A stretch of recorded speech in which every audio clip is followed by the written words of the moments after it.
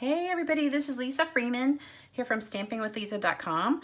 I'm bringing you a new video today, and I wanted to show you not only a new technique but also a great tip for saving paper.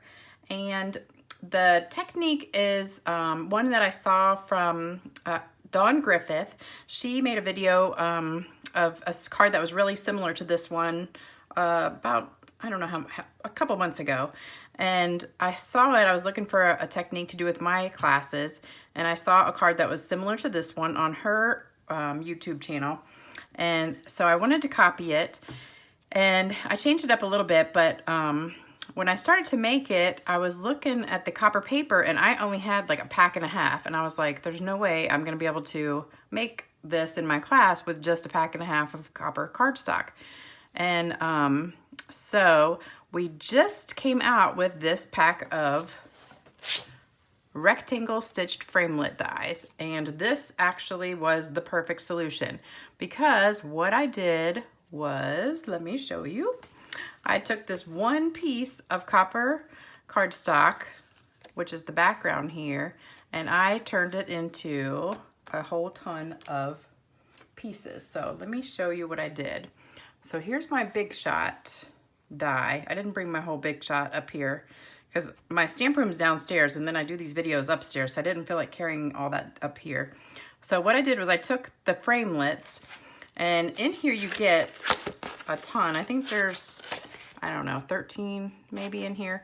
So I've got 4 right here, and then all the rest are right here. So that's 8, 9, 10, 11, 12, yeah, 13. So you get all of these plus all of these. So what I wanted to do was just save a bunch of paper. I didn't want to waste all this paper in here and just put it in the back of this, and then you're not using it, and you know, it's just going to waste. So what I did was I put this on here, all the framelits like this, put it through the Big Shot, and if you want to see the sandwich, it's the multi-purpose platform, and then I've got the thin die adapter, and then one plate and then another plate, and I put it through the Big Shot, and then when it came out, this is what happened. So I've got these 4 framelits, and you get all these. So you get 5 different frames here. So I used this one and this one for this card, and then I had these 3 left over that I can use for other cards. So out of this one sheet, that actually for one 12 by 12 sheet of copper cardstock, you can get 6 of these. So I got 6 of these out of one sheet, and then out of one of these, I got all of this. So that is an awesome tip, I think, and a great way to save your paper. So you only get 2 sheets in a pack, so out of 2 sheets you can get a ton of all these. So I've got all of these left after doing my class the other day, so I can use them on different cards. So the only thing that I need for this card that we're making is these, just these 2. So let me get this out of the way, and I'll show you how to do it. All right, so here's the measurement. So this is the card we're making, and you're going to be using the Dandelion Wishes, and this is from the big catalog, and the words I got from the Best Birds, and we're just using the happy birthday. Oh, and then I can't remember if I showed you this or not. The rectangle stitched framelit dies, they're on page 28 in the Occasions catalog that just came out. So here they are right here, in case you can't. I hope you can see that. Sometimes I always end up getting the camera in the wrong spot, so I hope you can see that. But they're $35 and you get 13 of them, and I think that's the best investment ever, because these are the cutest things and you can make so much with them. So, and you can just punch them out all at the same time, and they punch really easily. I just put it through one time. Sometimes I do it back and forth one time, and they just punch out super easy. So, all right, so you've got these 2, and then I also have a sheet of black cardstock. This is 8.5 by 5.5, folded in half and scored. And then I've got a piece of white cardstock. This is 4¼ no, this is 4 by 5¼ and this goes on the inside just so you can write on it, because a lot of people don't like black or dark cardstock because you can't write on the inside. And then this piece of black is 5 by 3¾ and I ran this through, this is the garden trellis embossing folder, and I put that through that. And then we've got this piece of black. This one is 3¾ by 2�3/8, and that's going to go with this piece of copper, which is roughly 4 by 2�5/8. And so that layers perfectly with that. And so you can't even tell that there's nothing on the back. So it goes with that, and there's no waste. So I just thought that was a great idea. And I haven't seen anybody else do it, so I think it's my original, but somebody else could have done it and I just haven't seen it. I don't know. But I told my whole class, and nobody else in my class had seen it on anybody's videos or anything either. So I think it's a great tip. All right, so let me show you how to do this in case you haven't seen it yet. What you're going to do is take the embossed piece first, this one right here, and you're going to take the Versamark pad and just kind of lightly kind of swipe it across the embossed part. And you really don't need to worry about the middle because that's going to be covered up. So just kind of swipe it across that. And then take your copper powder and just dump it all over there.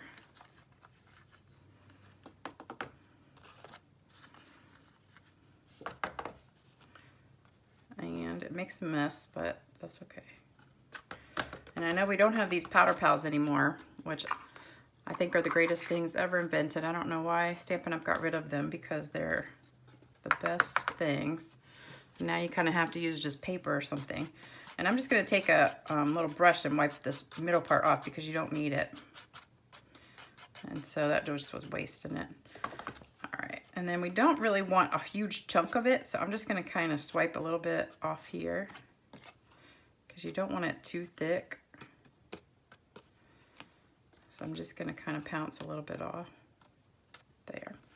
All right, and then we're going to heat it up with the heat tool.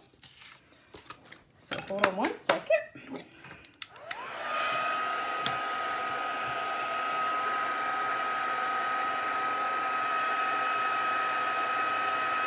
I just love it when it starts doing that.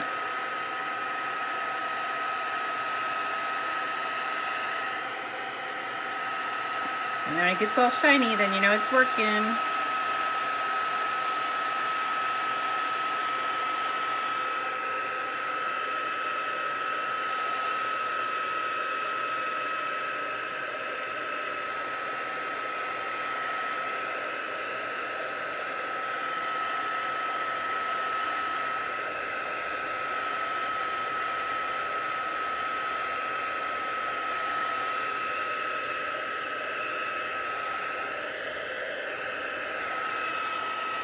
Okay.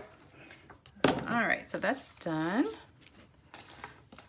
And then we just need to stamp our dandelions and emboss that. So I'm going to take my other piece of black and stamp that. And get the Versamark pad back again. This Versamark pad is sticky. All right, so you're just going to stamp that right on the top and do your words on the bottom. It's hard to stamp this straight when you can't look on top of it. And then, oops, I forgot to use my embossing buddy. Oh well. Hopefully I don't have any fingerprints on here. Oops, I do. One little one, so let's get the little brush. Wipe that off. Okay, all right, and then let's heat that up again.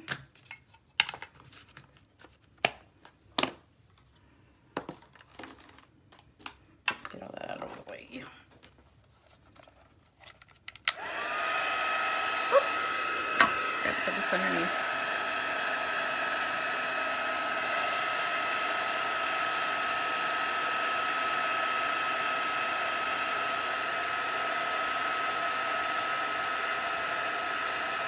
This is just a piece of cardboard covered in foil. I think it helps heat it up quicker. And there you go. Whoops. All right. So there's that. And then it also, I think it helps keep it from curling up too when you do it on that foil like that. All right, and then I want to stamp my inside of my card. Got powder everywhere. All right, so the inside, I'm just going to do this other dandelion. And this is crumb cake.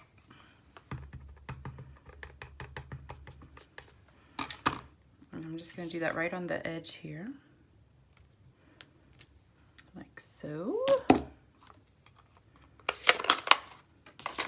And that's going to go on my inside. Let me just dump this powder. It's everywhere. Okay. All right, so we're going to put this on the inside of the card.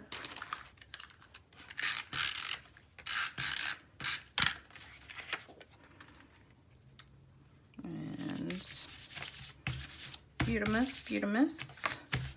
All right, now to put this together, if you ever tried to glue copper paper or any of the foil papers down, you'll know that the tape doesn't stick to it. So what I do is just glue it to the paper, the cardstock, and then it'll stick to that. So for some reason the tape doesn't stick to the actual paper, the copper metallic paper. I don't know why. All right, so just put it on there. All right, and then for the next layer for this, whenever I have something that's embossed, I always like to use the Tombow glue. I always call it the green glue just because it's in a green container. And I just think when it's got this texture to it, this sticks better than the regular snail adhesive. So we're just gonna put a little bit of this. Oops, it's almost empty. Oh, let me see if I got another one here. Hold on. Yep, I got another one.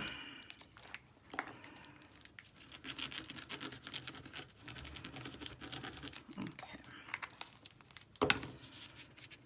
All right, so put that on top. And see, you can't even tell that the whole center's missing. And just hold that for a second.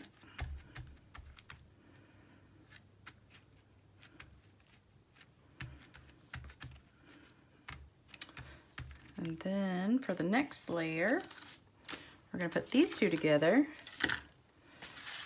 And I'm going to put the tape on the back of this one.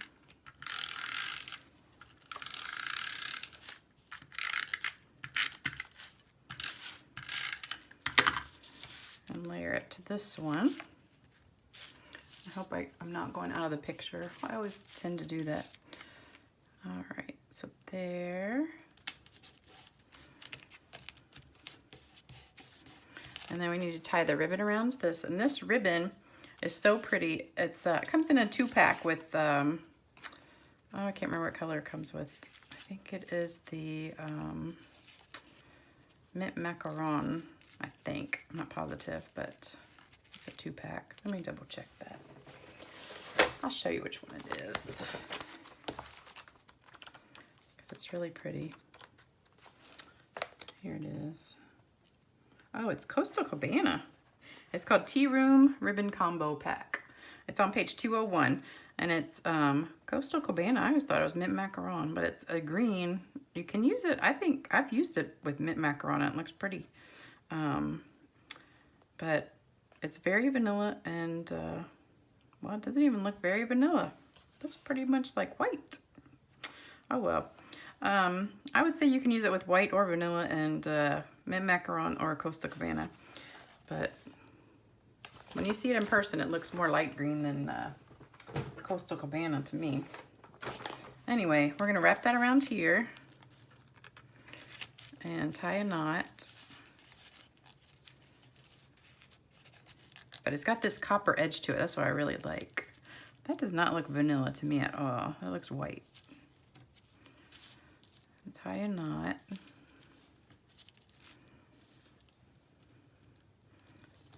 And let's trim that.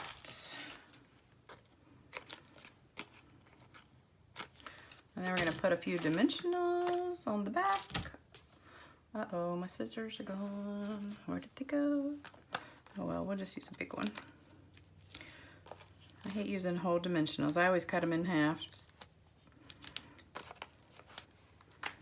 And I know if my customers are watching, they're going to say, oh my God, Lisa's using a whole dimensional.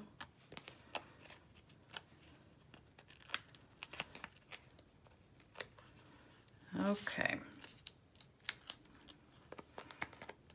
All right, so now we're going to put this down. And voila. So, there you go. Super quick and easy card. And we saved all of that copper cardstock by cutting it all out. So, there you go. And you've got all these extra ones left over. And it was super quick and easy to do all that and not waste all the insides of it. So I hope you enjoyed this video, and you're going to use this paper saving tip in your classes too and with all of your cards. And hope y'all have a great day, and don't forget to leave a comment if you like this tip and like the video. And don't forget to stop by my blog, stampingwithlisa.com, and have a great day.